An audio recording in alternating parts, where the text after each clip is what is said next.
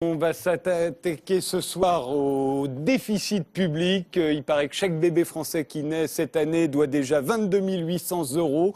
La dette de l'État n'a jamais été aussi grande depuis la Deuxième Guerre mondiale. Vous allez vous retrouver, Éric Woerth, face à des intellectuels et des artistes sur un sujet dont on sait bien, ce sujet-là, il est terrible. Pourquoi vous avez accepté de venir ce soir, dans Ce soir ou jamais ? D'abord parce que vous m'avez invité et que j'aime bien votre émission. Et puis c'est aussi l'occasion de parler d'un sujet très sérieux avec des personnes dont c'est pas nécessairement enfin si, il y a plein d'économistes. Ils ont bien réfléchi, il y a plein d'économistes, donc oui.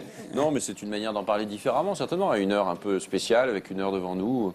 Voilà, c'est un sujet qui intéresse tous les Français, mais on peut en parler autrement et différemment qu'à la Commission des finances de l'Assemblée. Eh bien voilà, ça promet. Merci beaucoup, Carole, et on envoie tout de suite le générique. Pour tout connaître de l'actualité culturelle, Ce soir ou jamais avec les hôtels Beachcomber.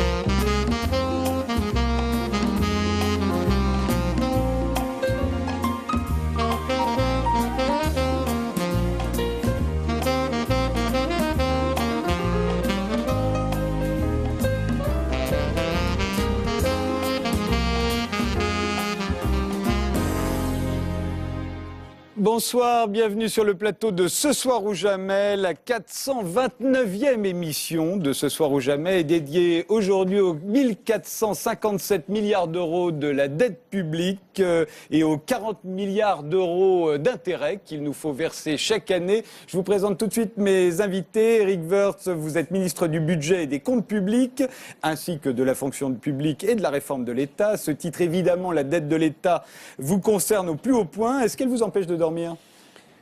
On doit répondre franchement, non, ça m'empêche pas de... Je suis pas un anxieux de nature, donc je dors bien. Donc voilà. Cela dit, ça me préoccupe. Dominique Régnier, vous êtes politologue, directeur général de la Fondation pour l'innovation politique. C'est sous l'égide de votre fondation qu'ont été publiés Réduire la dette grâce à la Constitution de Jacques Delplat et Stratégie pour une réduction de la dette publique française de Nicolas Bouzou. Et c'est encore la Fondation pour l'innovation politique qui vient de publier un sondage indiquant que les déficits publics constituent désormais l'une des principales préoccupations des Français. C'est vraiment quelque chose de nouveau, ça. Et alors, est-ce que vous pensez, vous, qu'il faut, comme les Allemands, interdire les déficits publics dans la Constitution? Les Allemands l'ont fait. Est-ce que vous pensez que les Français doivent le faire aussi? Nous le proposons et nous pensons que le problème est tellement lourd aujourd'hui et tellement préoccupant qu'il faut en effet envisager une interdiction par la Constitution de tout déficit public.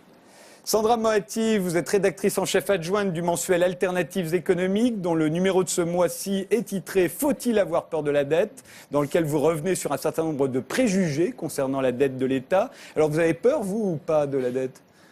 Moi, j'ai moins peur de la dette publique aujourd'hui que je n'ai peur de la dette publique. Daniel Bénouin, vous êtes metteur en scène de théâtre. Vous dirigez depuis 8 ans le Théâtre National de Nice. Ces derniers mois, outre le Collectionneur, la pièce de Christine et Olivier Orban qui vient de s'achever, vous avez mis en scène un diptyque sur la crise avec 2 pièces. Le roman d'un trader de Jean-Louis Boer, inspiré de Jérôme Kerviel avec Laurent Deutsch, et ADA, l'argent des autres de Jerry Sterner avec Pierre Vanek qui vient malheureusement de nous quitter. La dette de l'État, si vous deviez un jour en faire du théâtre, Daniel, vous en feriez une comédie ou une tragédie, vous ? Je crois que ce serait une tragicomédie. D'abord parce qu'une comédie, dans le sens où la plupart du temps, quand on parle d'argent, en général, tous les personnages prennent ça de manière assez drôle, assez étrangement. Et une tragédie parce que si ça empêche un jour de faire du théâtre, c'est une vraie tragédie. François de Closet, vous êtes journaliste et écrivain. Vous venez de publier Zéro faute, l'orthographe, une passion française.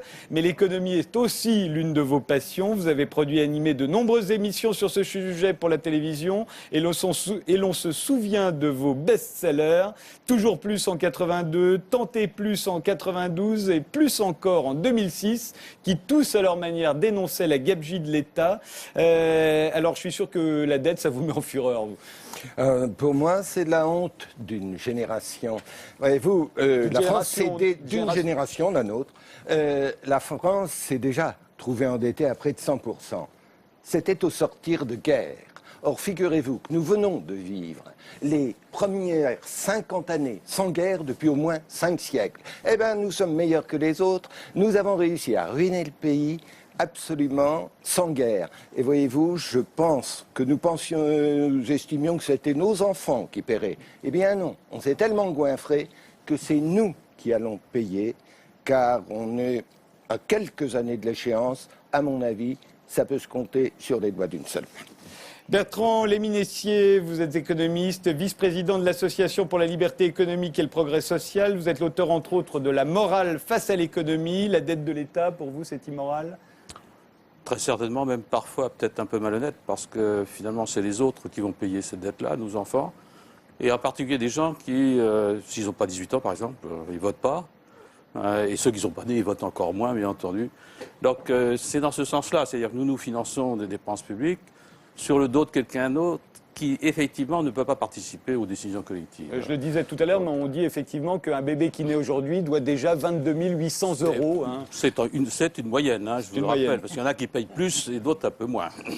Paul Jorion, vous êtes sociologue, anthropologue, économiste. Vous avez annoncé la crise des subprimes en 2005 dans Vers la crise du capitalisme américain. Aujourd'hui, vous publiez 2 essais, Comment la vérité et la réalité furent inventées et L'argent, mode d'emploi. Est-ce que vous pensez, vous aussi, qu'il faut, comme vos voisins, réduire la dette à tout prix ? Oui, c'est un problème important, ça l'est depuis une dizaine d'années. Malheureusement, c'est le cadre tout entier qui est en train de s'effondrer. C'est notre système politique, social, économique qui est en train de s'effondrer. On en a encore vu les preuves aujourd'hui. Le système est entièrement fragilisé. On a vu des métastases à partir de 2007-2008. 2009 a été un petit répit, et puis ça repart. Maintenant, c'est toute la zone euro qui est en train de s'effondrer de jour en jour. On est dans une catastrophe. Il y a des choses énormément plus urgentes. Alors, tout de suite, je vous propose, pour bien comprendre ce que c'est que la dette, un extrait d'un film assez ancien, c'est François Ier, avec Fernandel, un film de Christian Jacques de 1937. Vous vous souvenez peut-être que Fernandel se retrouve fait un voyage dans le temps, se retrouve à la cour de François Ier, en compagnie d'Henri VIII, et il s'appelle Honorin, et vous allez voir, il est d'une grande aide, puisqu'il leur explique comment on endette un État. François Ier, 1937. Honorin,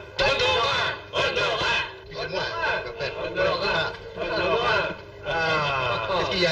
Eh bien, monsieur mon ami, que faisais-tu donc? Du saucisson, sire. Comment? Du saucisson. Quel homme qui sait tout faire. Sais-tu aussi faire de l'or?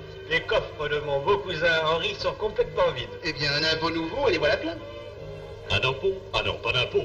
Le peuple a assez d'impôts à payer comme ça. Eh bien, alors pas d'impôt, mais que diriez-vous d'un joli petit emprunt d'État? Un emprunt d'État, qu'est-ce que c'est que ça? Oui, vous ne savez pas ce que c'est qu'un emprunt d'État? Vous non plus? Vous êtes en retard, alors. Écoutez, je vais vous expliquer. Restez assis, ne vous dérangez pas. Voilà, c'est bien simple, n'est-ce pas? Le roi n'a plus d'argent, mais ses sujets ont quelques économies. Le roi emprunte les économies de ses sujets. Voilà. Mais quand on emprunte, il faut donner des garanties, des gages. Mais le roi donne en garantie sa parole. Et comme gage, le trésor de l'État. Puisque le trésor est vide. Mais votre majesté, il ne l'est plus, puisque l'emprunt vient de le remplir. Par Saint-Georges, mais c'est la vérité.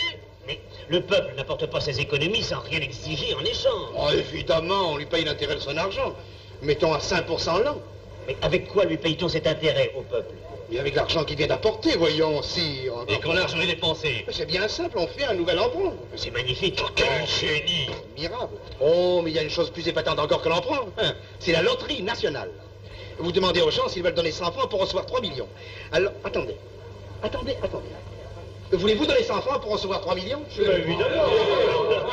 Le barbu, il a dit, je comprends. Et tout le monde marche, c'est formidable. Mais voilà ce que c'est, la loterie nationale. 3 millions d'individus apportent chacun 100 francs. Et un seul emporte 3 millions. Bénéfice pour le roi, c'est-à-dire vous, 297 millions. C'est formidable. Oh, ben, Voilà, un bon cours d'économie, Eric Woerth. Bon, ben, c'est ce qu'on fait. En gros, ce qu'il a expliqué là, c'est ce que l'on fait. Alors, je le rappelle, la dette publique en France atteint 1457 milliards, soit 83% du PIB, hein, c'est bien ça. Ça nous coûte 40 milliards d'euros d'intérêts à verser chaque année. C'est le deuxième poste des dépenses de l'État. Il y a l'éducation nationale. 2, c'est les intérêts de l'emprunt. Et 3, la défense. La défense, ça nous coûte moins cher que l'emprunt. Cette année, le déficit public est prévu à 8,2% du PIB. En 2010, oui. Or, il faut absolument le ramener à 3%, parce que on est dans la zone euro, donc c'est 3%. Ça devrait arriver quand? Vous avez prévu que ça arrive quand? On a envoyé ce qu'on appelle